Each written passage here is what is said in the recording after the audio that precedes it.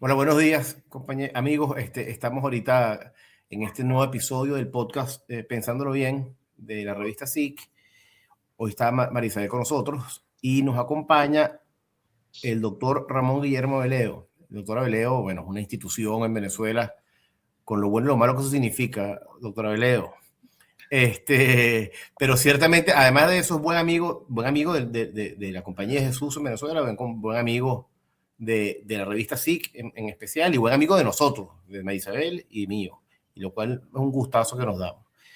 Hoy el tema, bueno, a estas alturas del año que ha pasado tan poquito tiempo del año, pero con tanta intensidad, vamos a hablar sobre el reto de la democracia en Venezuela. O sea, yo sé, voy a decir una cosa que es súper trillado en todo este tiempo, todo este mes que ha pasado, se ha hablado poco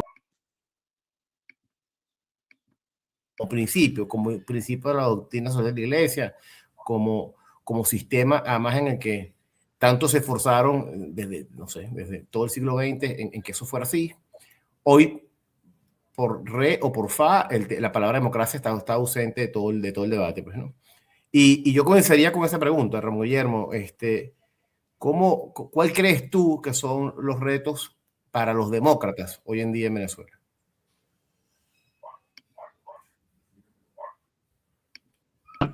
Bueno, perdón. La construcción de la democracia siempre es una obra inacabada, ¿no? Siempre, como las sistemas políticos son perfectibles, no perfectos, entonces siempre va a haber nuevas exigencias, ¿no? Y aún en las democracias más estables, hay siempre cosas por hacer, porque se presentan retos, desafíos, aparecen cosas.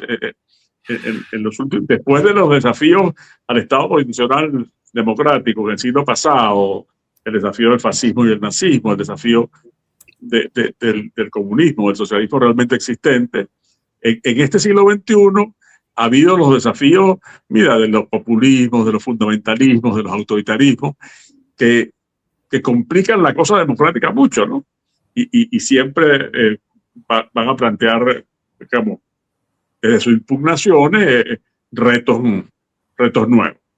En el caso venezolano, tuvimos un proceso largo de construcción de democracia, primero de lucha por la democracia, y si vemos las cosas, que siempre fue como un ideal que estaba allí en unos sectores del liderazgo nacional, si ponemos las cosas a partir de la muerte de Gómez, hubo un primer intento de democratización cautelosa, de apertura gradual, hecha desde arriba y desde adentro del sistema, una transición que llevaron adelante los presidentes López Contreras y Medina Garita, ¿no? Esa primera fue así. Después esa colapsó por defecto, porque después de 10 años colapsó, se vino abajo y hubo el golpe o la revolución de octubre, como quiera llamarse, del 45, y vino un intento de transición revolucionaria, es decir, un intento de modernización por la vía revolucionaria, que a los 3 años colapsó por exceso. El sectarismo, la confrontación, llevaron las cosas a un extremo digamos, que hizo irrespirable el ambiente y terminó en un golpe de Estado. Y vino el paréntesis militarista. Con todas esas experiencias, la experiencia de la dictadura, que fue amarga, que fueron 10 años, no todos iguales, es verdad, pero 10 años con muchos exilios y, bueno, y prisioneros y muertes y todas esas cosas, el liderazgo metabolizó las experiencias del 36 al 45 y del 45 al 48, más la experiencia de la dictadura, y vino un liderazgo maduro que instauró un sistema que duró 40 años, que ha sido hasta ahora el periodo más largo de estabilidad y de paz en Venezuela, y de convivencia libre. Sí. No solo el periodo democrático más largo, no, el periodo en la historia venezolana el periodo de más estabilidad fue ese, en el cual inclusive los gobiernos tenían alternancia, se alternaban democráticamente y pacíficamente. El viejo dicho de que el gobierno no pierde elecciones dejó de tener vigencia en Venezuela en esa época. Entonces ahora estamos en una situación nueva, porque después de lo que hemos pasado, de un gobierno, es decir, es un gobierno que llegó por los votos, pero que se fue así y que tenía los efectos del populismo y del liderazgo mesiánico desde sus comienzos, además de estar alimentado por una ideología que yo considero una fantasía ideológica. Bueno, ese gobierno que llegó por los votos legítimamente fue convirtiéndose cada vez más autoritario, cada vez más cerrado. Y después que pasó su fase carismática, digamos, cuando murió Hugo Chávez, y entramos en su fase burocrática, en la fase en que los herederos de la revolución administraron el Estado, ¿no? Con las características que sabemos. Bueno, eso tuvo un colapso inesperado, porque yo personalmente mi apuesta era por una transición democrática, es decir, que hubiera una solución política a los problemas venezolanos. Eso no ocurrió, y un primer asunto que hay que tener presente ahora, cuando tenemos por delante esta realidad que vivimos, es que partimos de un fracaso de los venezolanos, ¿no? Los venezolanos no pudimos encontrar una solución nosotros a nuestro problema. No pudimos. Entonces, y cuando alguien de afuera ofrece la solución es para el de afuera, no para ti, porque el problema principal del de afuera es él y sus intereses, como es natural. Eso es lógico. No estoy diciendo que estoy a favor de esos intereses o que me gusta o me parece. No, pero es lo lógico. Es lo lógico que el actor que es decisivo, entonces, digamos, pone las reglas. Bueno, aquí estamos en una situación, ese es el primer dato singular. Partimos de un fracaso y tenemos además un condicionamiento externo que es severo, un condicionamiento que no es cualquier cosa, porque además es un estilo, por cierto, muy parecido al de quienes nos han gobernado en estos años. Este es un tipo que dice todo y que no tiene filtro. Y entonces constantemente se ufana de que es él el que gobierna Venezuela, poniendo a quienes están en el poder aquí en una situación difícil de explicar, inclusive para su propio público, ¿no? Ese es otro dato que tenemos ahí. Entonces, que no es menor, por cierto, porque la no, ¿cómo va a ser menor? Eso es un dato muy grueso. Ese es, bueno, el tigre en la sala, pues está allí. ¿Cómo haces tú para ignorar eso, no? Eso es imposible de ignorar. Entonces, bueno, todos esos son datos que hay que tener presentes, porque de esto que tenemos, que todavía no es una transición, aunque, bueno, podríamos decir como Galileo, Epur si mueve, es decir, sin embargo, se está moviendo, o sea, ahí va. Sin embargo, están pasando cosas. Esto uno no puede, están soltando presos, sí, eso no es una cosa pequeña, pero yo creo que tampoco es pequeño que a las familiares de los presos políticos y a los estudiantes que están ahí en vigilia, los dejan estar. Eso no hubiera pasado hace poquitico, ¿eh? Eso no hubiera sido tolerado de ninguna manera. Entonces, bueno, algo está pasando, ¿no? Y eso hay que advertirlo. Y el hecho de que, bueno, entiendo, por ejemplo, que la Comisión de Política Interior de la Asamblea, que tiene a su cargo el manejo de varios de los temas legislativos que están pendientes, ha invitado a una reunión de los decanos de las facultades de Derecho de las universidades del país, no de las universidades creadas por el gobierno en estos años, no, de las universidades. Sí, bueno, para escucharlo. Eso que hubiera sido completamente normal antes de 1998, era perfectamente normal. Eso solía ocurrir. es que se llamara al Congreso, no para interpelarlos, sino para invitarlos para oír opinión sobre temas legislativos, es una cosa completamente normal. Eso no había pasado estos años. Claro. No había pasado estos años. Es decir, a universidades, yo por cierto, no sé cómo irán a hacer los decanos de la Facultad de Derecho, por ejemplo, de la ULA o de la Universidad del Zulia, supónganse ustedes, para venir a Caracas cuando el presupuesto que tiene esas universidades no le alcanza ni siquiera para pagar los sueldos allá. Pero bueno, esa es parte de la realidad que estamos viviendo. Entonces, sí, hay cosas que están ocurriendo. Entonces, en ese contexto así caracterizado, hay que ir como viendo los atisbos, las rendijas, las oportunidades que se pueden presentar, y desde luego ahí los demócratas tienen que tener una agenda clara. Mientras más unida, mejor. Es muy difícil que todo el mundo se una de una vez. Eso es muy difícil. Sin embargo, eso es lo deseable, que haya la mayor unidad posible. Les pongo caso de otras circunstancias en otros países. No todos los demócratas brasileños estaban unidos cuando empezó la transición en el Brasil, que empezó desde el gobierno militar, desde el gobierno de Figueiredo, desde ahí empezó. Pero entonces hubo sectores variados de la oposición que tenían posiciones distintas, y sin embargo fueron como remando en la misma dirección, no siempre en concierto. En España había la Plataforma Democrática y la Junta Democrática, dos coaliciones, una alrededor del Partido Comunista Español y otra alrededor del Partido Socialista. Y resulta que el que puso a mover la pelota fue el gobierno, no el gobierno de Arias Navarro, que fue el primer gobierno después de la muerte de Franco, ¿no? Que fue...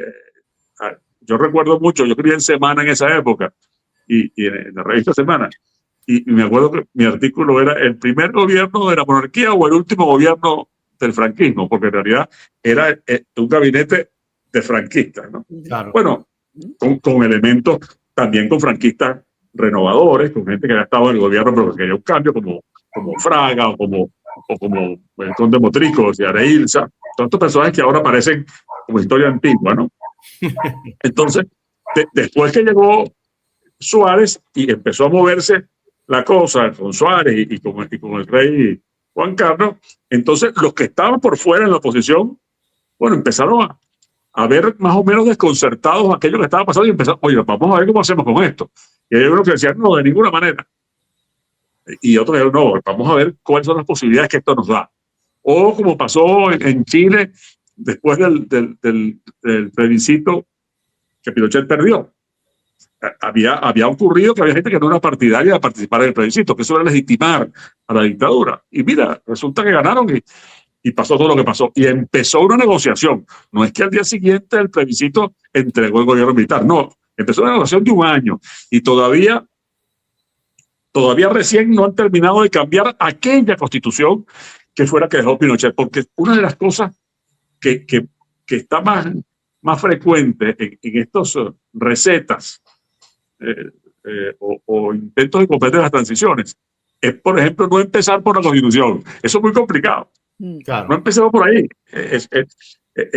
Empecemos dando pasos y entonces podemos llegar. Así como las revoluciones no dictan sus constituciones hasta que están consolidadas, lo mismo ocurre en las transiciones a la democracia. Si tú no empiezas por ahí. Acuérdate, aquí en Venezuela hubo una discusión en el 58, algunos decían, no, miren, vamos a poner como considerar válida la Constitución del 47, porque fue ilegítimamente derrocada por el golpe militar.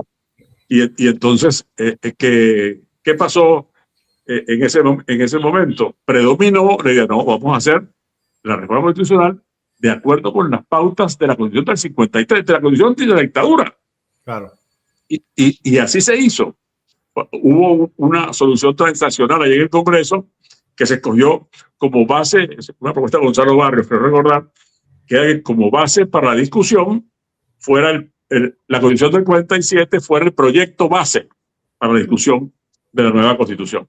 Pero se hacía como ese procedimiento, ¿para qué? Para preservar el hilo constitucional, para preservar la Constitución. Entonces, mira, en este momento lo que hay que ver las señales que la realidad vaya dando, y como hay tantas novedades, hay que estar muy atentos y muy desprejuiciados para poder ir. Si los demócratas, las transiciones tratan, y ahí apelo a un libro que me sigue gustando mucho, que no tengo sostenida la cámara sobre él, el libro de Vitar y Lowenthal. Entonces, claro, por eso no se los muestro.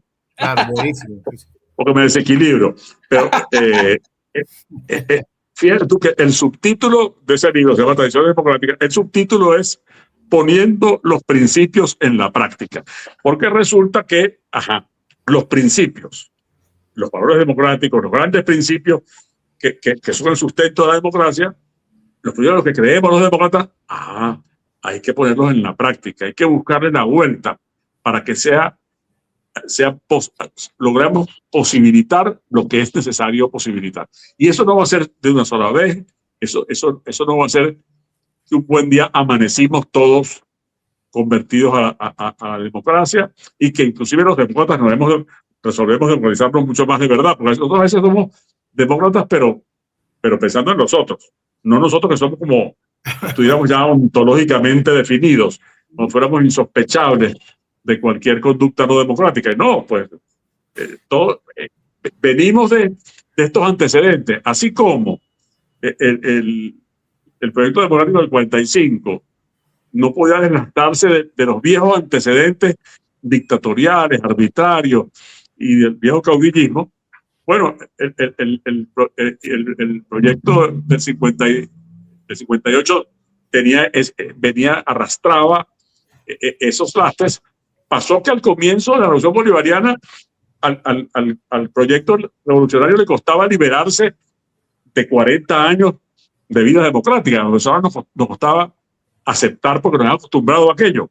Bueno, ahora vamos a hacerlo después de 27 años, y además en circunstancias inesperadas, que son las de una intervención militar extranjera selectiva y una política económica, petrolera e internacional, bueno, condicionada desde afuera.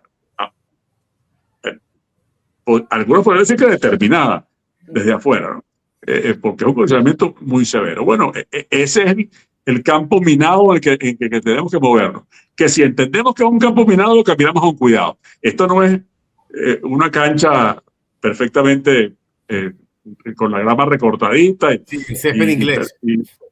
Con un césped como si fuera de la Premier League, no, o de la Bundesliga alemana, una cosa así, ¿sabes? O para usar un ejemplo de cosas que me gustan más, como un estadio de Grandes Ligas. No, pues no es así. Es un terreno accidentado y es un campo minado en el que hay que caminar con muchísimo cuidado. Fíjate, pero tú planteabas a Ramón Guillermo unos temas, unas referencias importantísimas, el caso chileno, el caso español, incluso el mismo caso del 58 y tal, ¿no? Y nombraste Gonzalo Barrios, Adolfo Suárez, o sea, personajes con nombre y apellido. Hay un artículo que salió en SIC, escribió Cunto alguna vez, hace referencia a una suerte como de mecanismo que se llama, o de literatura, que se llama algo así como que los cambios de los unicornios, o no me recuerdo bien el nombre que establece Cunto, pero el argumento que establece él es: pensemos en un país, pensemos en los problemas de ese país, pensemos en los problemas y ahora en las soluciones de ese país. Ahora pensemos en quiénes son los que van a meterle el pecho a esas soluciones. O sea, porque estamos hablando de cosas chéveres, importantísimas, pero ahora, y mi pregunta concreta es, ¿contamos hoy en día en Venezuela con las personas para hacer eso? Yo sé que suena antipatiquísima mi pregunta, y además como señalando gente, pero digo, no está el liderazgo democrático ausente, no está calladito, no está agazapado, no está escondido, o es que está ahí y está esperando su momento. Pues mira, el liderazgo democrático está obviamente fragmentado, eso lo sabemos, ¿no? Y está con distintos tipos de actuación. Hay un liderazgo que tiene, por cierto, mucho implante interno, una legitimidad interna grande que está en el exterior. Eso es así, es decir, básicamente, digamos, María Corina Machado, que ha tenido, que tuvo, ganó la primaria y que después ha sido la líder que predominó ante el debilitamiento, por cierto, de los partidos de la plataforma y de los políticos de la unidad, ¿no? Que venían debilitándose, ¿no?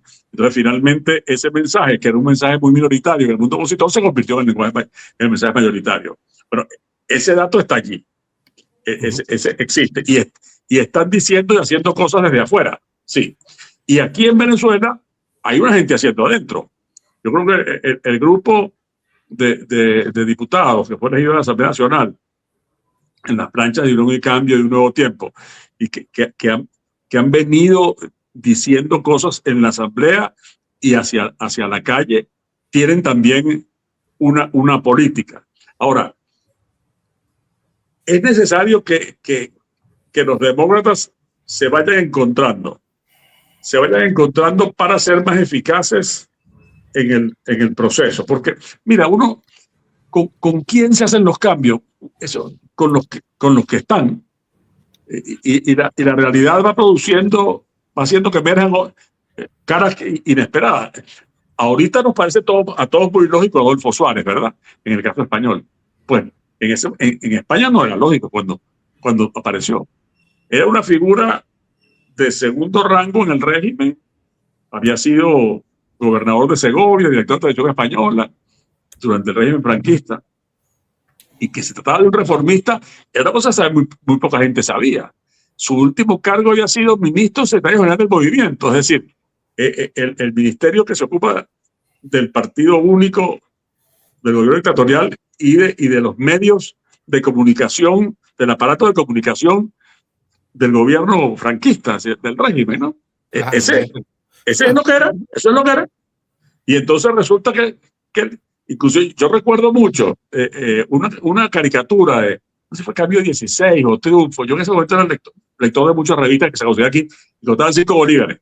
Yo lo compraba en el kiosco frente a la Consolación donde daba clase. Compraba en el kiosco las revistas. Por cierto que ahí daban clase español y todo el estudio que para descanse y íbamos juntos a desayunar y compraban el periódico y esas revistas en los kioscos.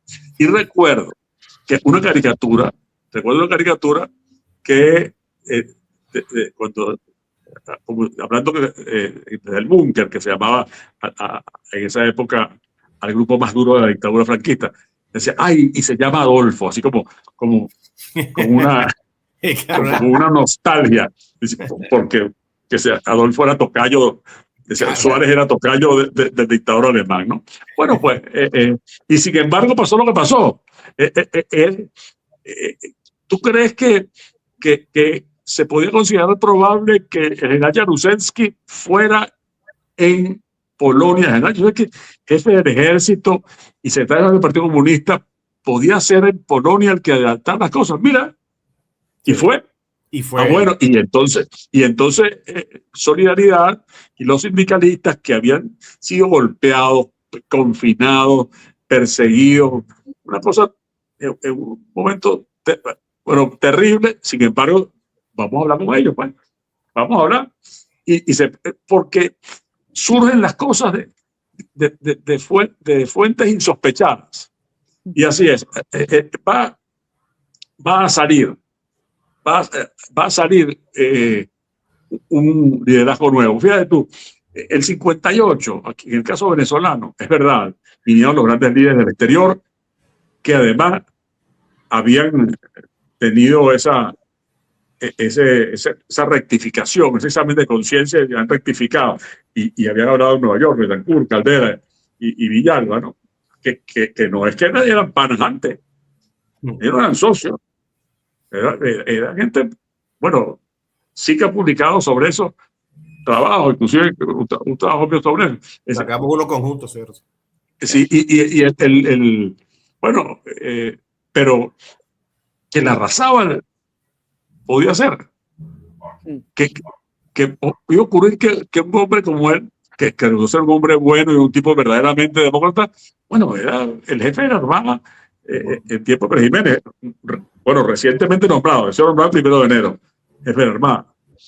Venía de ser director del ciclo militar y del IND. Es decir, nadie podía sospechar. Bueno, la gente lo conocía a él, seguramente, pero no había sospechar eso. Bueno, y se pudo. Entonces, uno. Pero por lo que estás tiene que estar mencionando, don Guillermo, por lo que estás mencionando, sí. y perdona que te interrumpa, pero es que quiero. No, por Dios, no.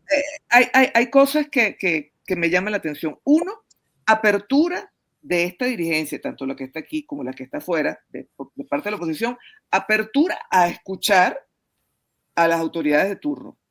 Dos, conciencia de la colectividad de que este es un proceso. Yo sé que hay mucha premura, pero estos procesos se llevan su tiempo. Y tres, de que, bueno, debe haber conciencia de que pudiera aparecer nuevos líderes en este panorama, ¿no? 3 factores que he mencionado para precisarlo. Y yo agregaría 2. En punto a la apertura que mencionas bien de la dirigencia democrática, la dirigencia opositora, tiene que haber una apertura genuina en la dirigencia gubernamental, porque aquí la cosa no está, hay que partir de una base. El status quo es insostenible. Esto así, no podemos quedarnos así. Así es, esto no aguanta. Pueden pasar otras cosas peores. Entonces, mire, aquí tenemos una forma de entendernos para que esto cambie en una dirección que produzca seguridad a todos. Eso es dificilísimo, claro que no va a ser difícil, porque todo lo que ha pasado no ha pasado en vano, ¿no? Y eso es muy. Hay que tenerlo. Lo otro que hay que tener claro es que uno no sabe, estos procesos no son irreversibles. Se pueden volver irreversibles. Ha pasado. Ha habido circunstancias en las cuales, por eso que se convierten en irreversibles, como pasó con Polonia o con Alemania, la reunificación alemana, o con España o con Chile. Sin embargo, también ha habido reversiones, como en Nicaragua.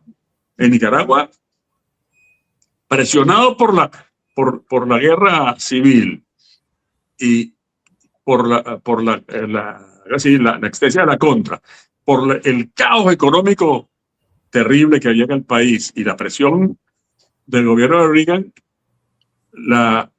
el sandinismo concedió hacer unas elecciones. Las perdió y entregó. Y no fue que perdió esas. La oposición ganó 2 veces más. Si la 1, así que ganó 2 veces más, pero por sus enredos volvió el sandinismo. Y el sandinismo que volvió, Ortega, estaba más aprendido. Y entonces vino a una fase mucho más intransigente, mucho más terrible, de la cual no sale ese país, ¿no? Entonces, sí son reversibles, porque si algo deberíamos aprender nosotros es que tal cosa como, bueno, peor que esto no puede haber. No, sí se puede haber, sí puede haber. Lo hemos vivido. Se lo hemos vivido. No, o sea, pero cualquier cosa, pero peor que esto no va a ser. Pues no, sí puede ser. Sí puede ser. Entonces, hay que, conjurar la tentación, exorcizar la tentación de que, bueno, aquí es el chance o mío para seguir, me disfrazo y hago unas concesiones, pero después, cuando todo se normalice, vuelvo a apretar y seguimos aquí y todo sigue igual. O la otra tentación es, este es el momento, vamos a estar contra la cuerda, este es el momento de tumbarlo. Tiene que haber una presión de la sociedad, sí, del liderazgo democrático, de la sociedad civil, pero una presión para conseguir una agenda de pasos concretos que vayan haciendo los cambios fuertes para que sea difícil revertirlos, ¿no?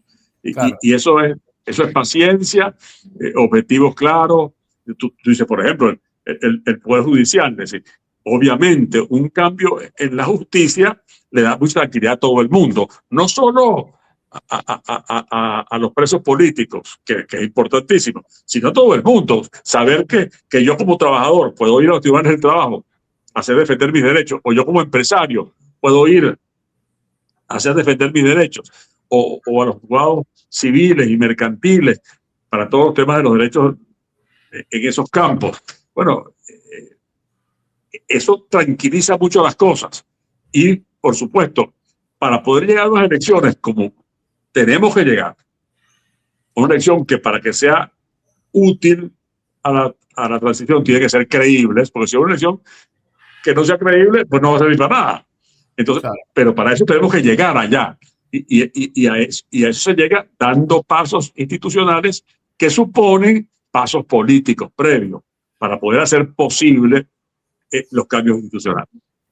Fíjate, hay en línea con lo que vienes diciendo, y hay una cosa que a mí me impresiona mucho, los políticos justo después de la guerra, la Segunda Guerra Mundial, Adenauer, De Gasperi, toda esa generación de tipos, por cierto, muchos de ellos demócratas cristianos, y yo creo que aquí voy a ir arrimando la brasa para la sardina de SIC, ¿no?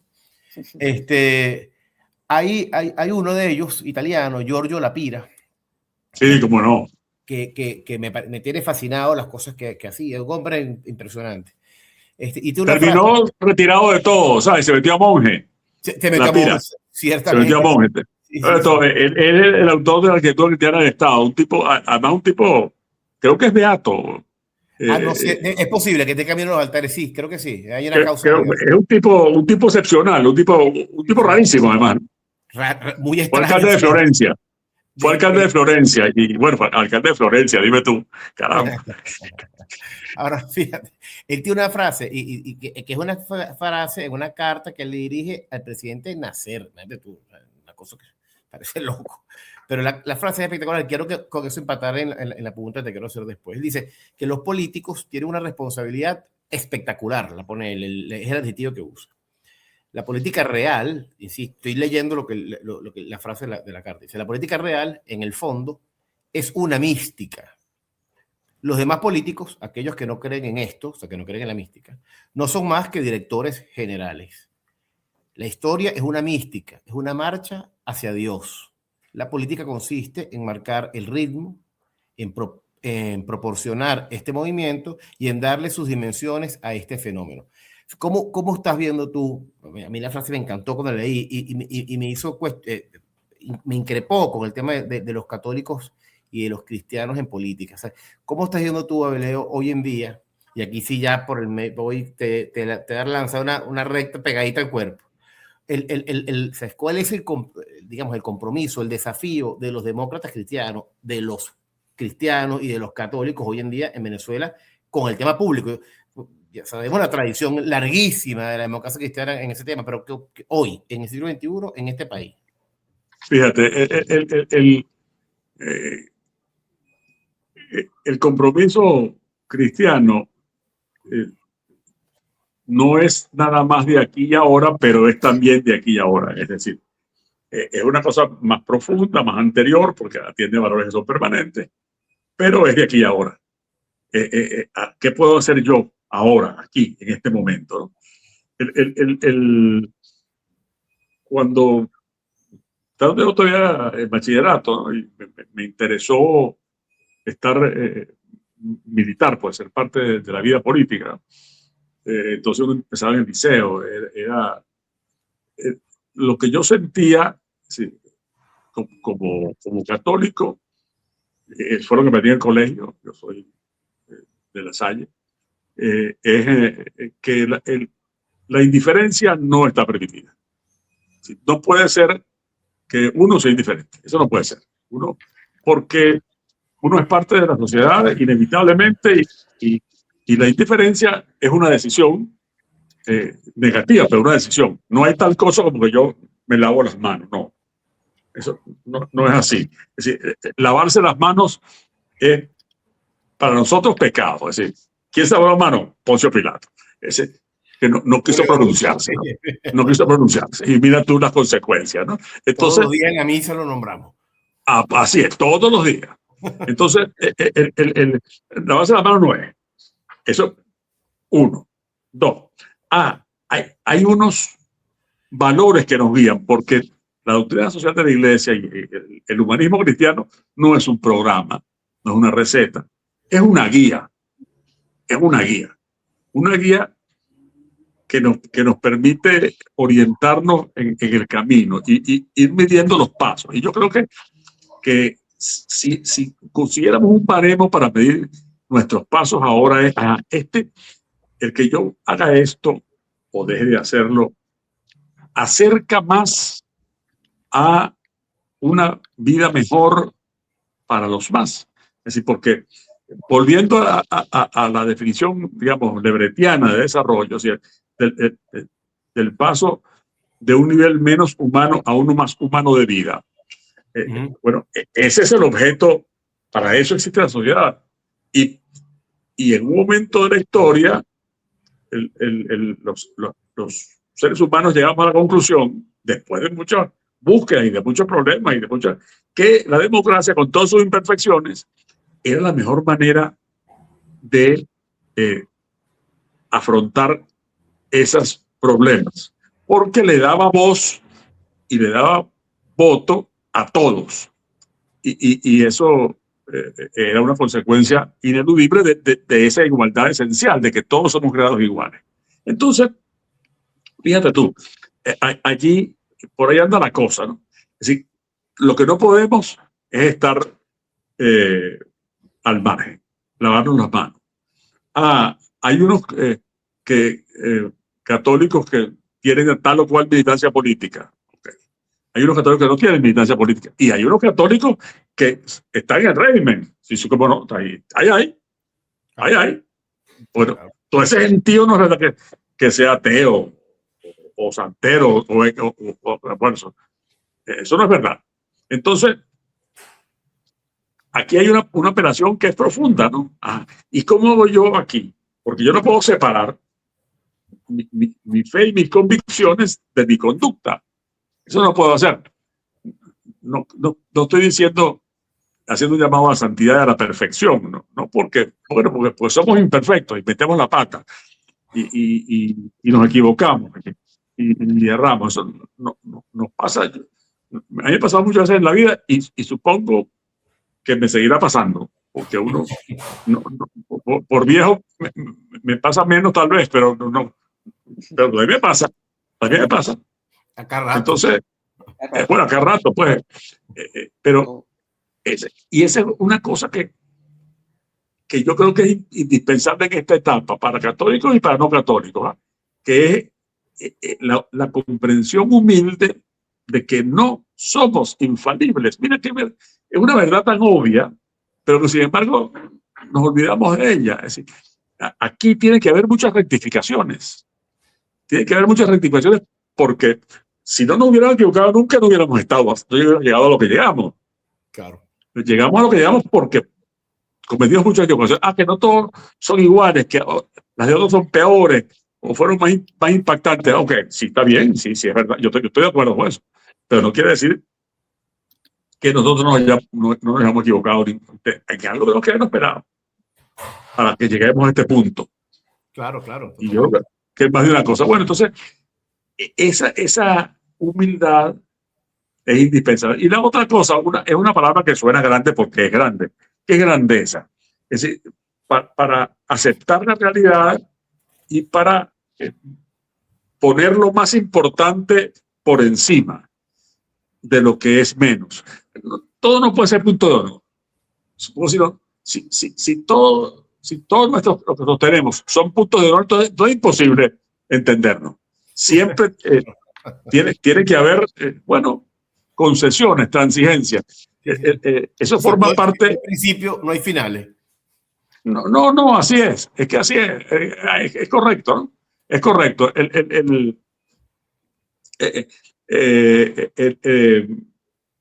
Yo creo que la vida nos debe haber enseñado a aprender eso, ¿no? Y yo creo que ahí la gente que está en la asamblea tiene un gran papel. Porque fíjate tú, en Venezuela siempre me llamo el poder ejecutivo, pero el poder legislativo es muy importante. Ahí hay una minoría de la oposición democrática, es una minoría pequeña, pero tienen una voz. Y ese foro, si también los que están en el poder lo aprovechan, es muy importante. ¿Por qué? Porque en el Parlamento, por definición, hay tres funciones: representar, legislar y controlar. Representar, que es que tú hablas en nombre de otro, Claro. en nombre de la gente, de los venezolanos. Eso, tú estás actuando por cuenta ajena. A ti no te pertenece ese mandato. Eres mandatario, no mandante. Mandante es el pueblo, ¿no? Entonces, recordar que representas. Y no representas a tu partido solamente, a votar por ti. Representas a todos. Y tienes que comprender la situación que viven los venezolanos, esos representados por ti. Después nosotros legislar, normas que quedan con cierta perenidad, ¿no? Pero la otra que es muy importante, que se ha perdido mucho en estos años, es la más perdida de todas, es el control. Porque no puede haber un poder absoluto e incontrolado. Por no controlar el Parlamento eficazmente al Poder Ejecutivo, bueno, hemos tenido lo que ha pasado, ¿eh? Los abusos que han pasado. Aquí, ¿desde cuándo no se revisa la memoria y cuenta? ¿Desde cuándo no se debate una política pública? Es decir, el Banco Central, si el Banco Central hubiera hecho su parte para controlar la inflación y mantener el valor de la moneda, estaríamos en esa situación. ¿Y qué ha hecho la Asamblea a lo largo de estas décadas para tener un ojo sobre el Banco Central? Claro. Elige fiscales generales de la República. ¿Y qué hizo la Asamblea para controlar eso, para evaluar cómo había resultado su elección de fiscal contrastada con la Constitución? Entonces, ahí el que haya en la Asamblea Nacional una actitud dispuesta, una apertura a la rectificación para controlar, para ejercer el control del poder, para que haya equilibrios, eso es importantísimo. Es importantísimo para que sea creíble cada paso que se dé y para que el país recupere su credibilidad externa, porque eso es muy, pero muy importante. Mira, aquí yo creo que el grupo del poder subestimaba su mala reputación internacional. La subestimaba. Así como yo creo que internamente muchas veces la oposición subestimaba a los que estaban en el poder, el grupo del poder subestima su mala reputación internacional. Y ahora que ha pasado lo que ha pasado y se ve la reacción internacional, mira, salvo declaraciones, que es lo que llamaban los italianos maroma di bocca, tú sabes, cumplen con decir que están en contra, pero más nada. Sí. ¿Por qué? Porque es que nadie quiere cagar con eso, porque es una raya, para decirlo en el lenguaje más claro. Nadie quiere eso, nadie quiere eso. Antes todo el mundo quería ser el Chávez de tal país. Ahora lo primero que advierte cualquier candidato de izquierda es que no quiere ser Maduro. Sí. Esa realidad ahora hay que apreciarla para poder valorar lo que significa que el país se acredite internacionalmente, porque eso nos ayuda mucho aquí para que haya inversiones, para que se generen nuevos empleos, para poder renegociar la deuda, para todas esas cosas, para conseguir en los organismos multilaterales apoyo financiero, para recuperar la presencia del Fondo Monetario internacional y el Banco Mundial. En todo eso requerimos acreditarnos como un país serio, que cumple las normas, que es respetado. Y ese es un trabajo que no podemos subcontratar. Claro. Eso tenemos que hacer nosotros. Ramón Guillermo, fíjate que hablas del Parlamento, pero hay un detalle que quisiera que puntualizáramos. Este Parlamento es cuestionado por las grandes mayorías dentro de Venezuela, en el sentido que fue un Parlamento en el cual pues, mucha gente La gran mayoría no participaron o no participaron en esa elección. Entonces, el tema de legitimidad, ¿cómo se aborda allí? Sí, eso es verdad. Ahora, ¿cómo hacemos? Dejamos todo eso para cuando tengamos un parlamento legítimo, posponemos y de aquí a allá, ¿cómo lo hacemos? ¿En qué ámbitos lo hacemos? ¿En qué ámbitos lo hacemos? Fíjate tú, cuando a la muerte de Gómez, el Congreso que estaba era el Congreso gomecista. Y bueno, se fue renovando parcialmente.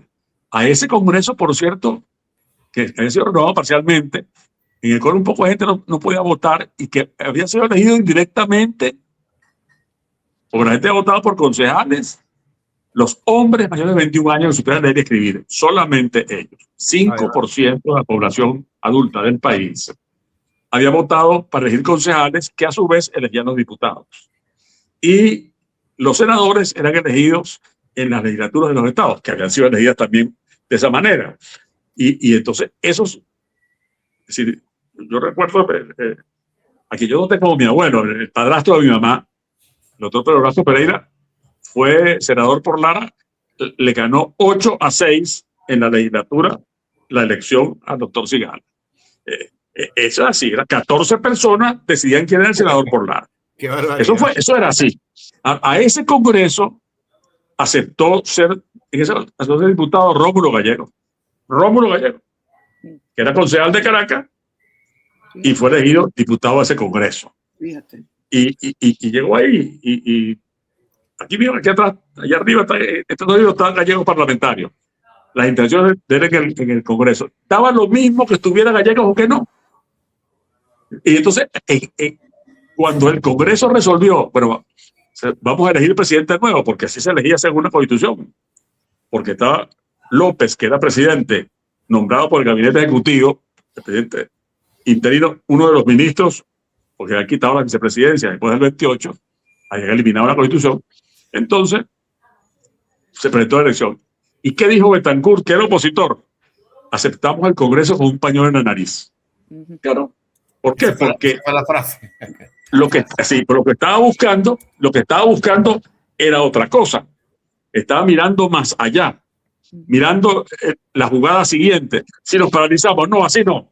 Si nos ponemos una cosa que llaman en Carora, que es una parte de mi región que yo quiero mucho. Yo no soy de allá, pero una parte que yo quiero mucho. Hay un adjetivo calificativo que es requisitoso. Hay gente que es requisitosa y le ponen muchos requisitos a todo. Bueno, entonces, así no se puede. Con la gente requisitosa no se puede. Entonces, tenemos que exorcizar el requisitoso que reside en nosotros. Porque cada uno de nosotros es en algún grado exitoso. Entonces, y buscar bueno, con lo que hay, porque lo que está pasando en Venezuela no es lo que yo hubiera querido que pasara. No es lo que yo hubiera querido que pasara. Eso lo digo con toda sinceridad. Ahora, es lo que pasó. Claro. Y es lo que está pasando. Entonces, yo no puedo esperar a que mientras aquí no pase como yo quiero, como a mí me parece, no, cruzo los brazos y problema de otro. No es problema de otro, es problema mío, pues este es mi país. Vamos a ver, en esta circunstancia, en este campo minado, y uno de los problemas más serios es ese, el de la legitimidad. Pero muy serio, muy serio. Entonces, bueno, movernos para ir avanzando, porque para que podamos tener una Asamblea Nacional legítima, tenemos que tener unos pasos, dar unos pasos que hay que lograr, unos pasos que son dentro de esta realidad, no dentro de otra. Claro. No dentro de otra. Claro. De algo tiene que servirnos el dato de que el señor Trump, que mucha gente admira muchísimo y se siente muy identificado con él, no es mi caso. Pero pues yo sé que es así. Ahorita es muy popular. Ahora, él dijo, es mejor trabajar con estos que están aquí. ¿Y por qué lo habrá dicho? ¿Por qué lo habrá dicho? Que sea lo que ellos ya analizaron. Bueno, algo tiene que decirnos a nosotros para meternos 5 cc de realismo y poder movernos dentro de esta realidad que a mí honradamente declaro que a veces me cuesta comprender y no niego que también me resulta difícil de aceptar, pero es la que hay.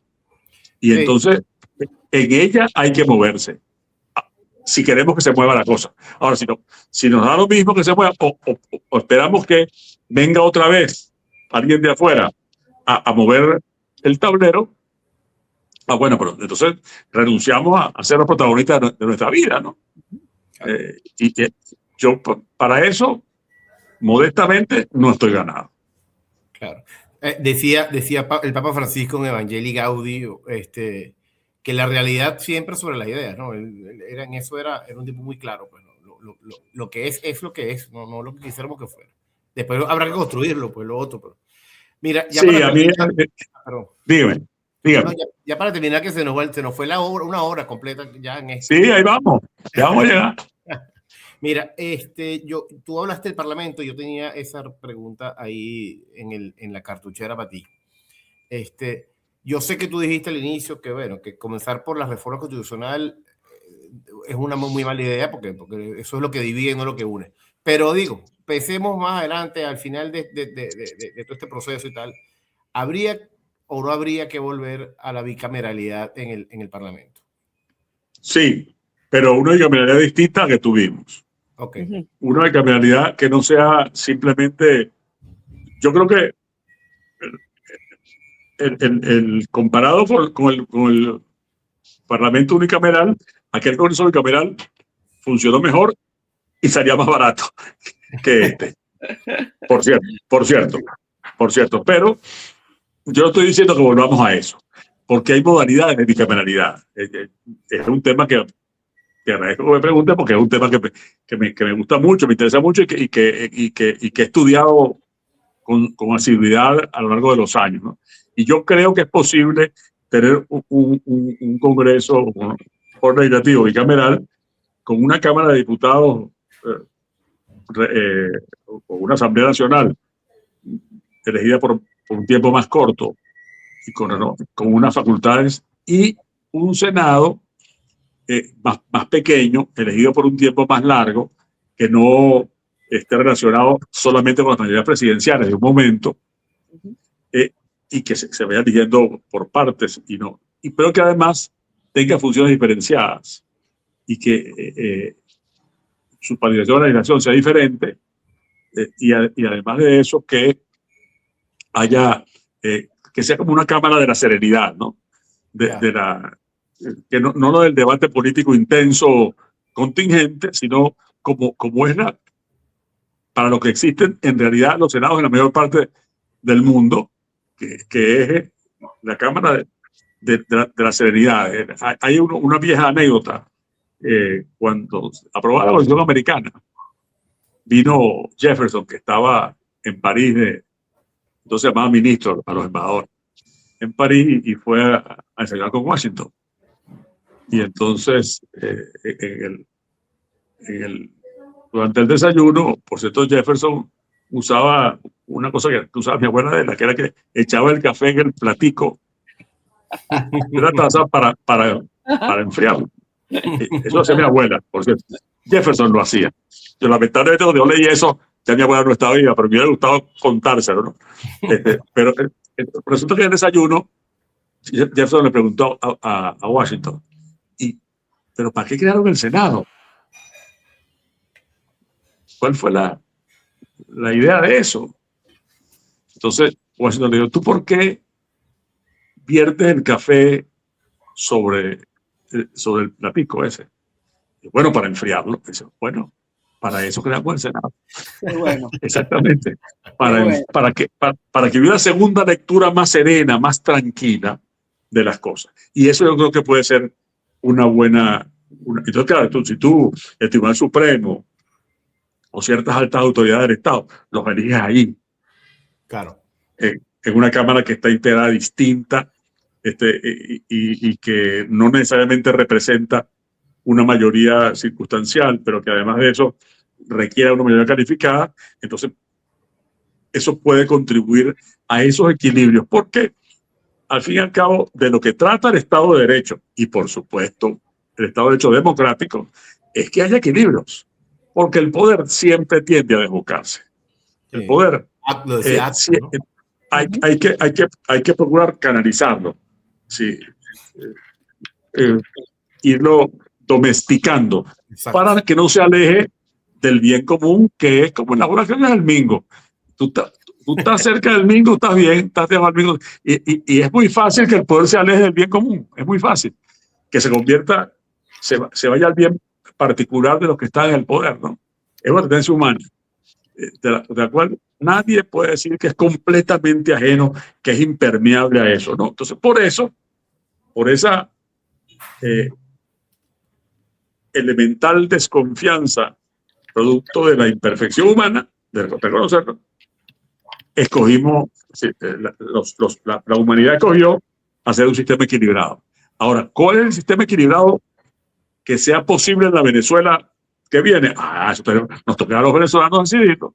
Nosotros es a los venezolanos saber cómo es. No podemos trasplantar un modelo si vamos a hacer como los americanos, o vamos a hacer como los ingleses, o vamos a hacer como los alemanes, o como los suizos, o como los chilenos. No, te voy a contar un modo venezolano de resolver el asunto, y eso no tiene remedio. O lo encontramos o nos enredamos más. Bueno. Oye, me quedo con esa frase, ¿no? Hay que encontrar un modo venezolano para resolver el asunto, Juancho. Así es, así es. Bueno, Ramón Guillermo, muchísimas gracias por tu tiempo y por dedicarnos a este espacio.